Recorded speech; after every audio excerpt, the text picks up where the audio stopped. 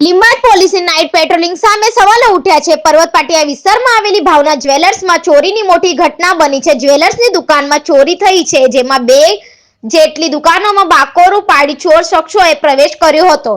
દુકાનની સેફ તોડી સોના ચાંદીના ઘરેણાની ચોરી કરવામાં આવી છે।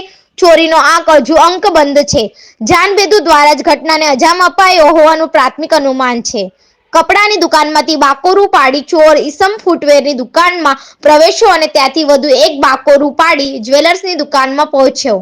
જ્વેલર્સની દુકાનમાં રહેલા બાથરૂમ માટે પણ ચોરે પ્રવેશ કર્યો હતો।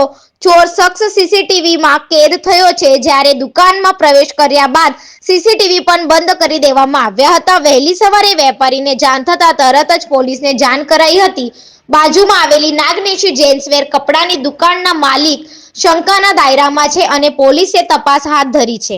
मेरा नाम मेहमान चौधरी, मेरी दुकान पर्वत पाटिया पे आई हुई है। सुबह में 9 बजे खोला, तभी मालूम पड़ा लॉकर टूटा हुआ था।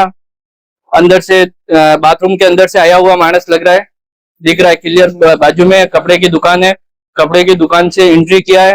उसके बाद में बाजू में चप्पल की दुकान है, वहां से प्रेस किया मेरी दुकान के अंदर। एक लोग आने जैसी स्थिति है, लग रहा है आ सकता है आराम से, उतनी जगह किया हुआ है।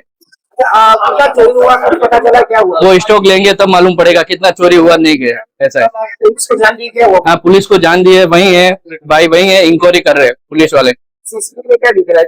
एक लोग आ रहा है, मुंह बांधा हुआ है। क्या मांगे और क्या लग रहा है आपको? कौन हो सकता है? यही लग रहा है कि बाजू वाला ही लग रहा है, कपड़े के दुकान वाला वही लग रहा है। कहाँ गया है वो कुछ पता है? नहीं, वो कुछ पता नहीं है, सुबह से दुकान खुली है? बंद है सुबह से।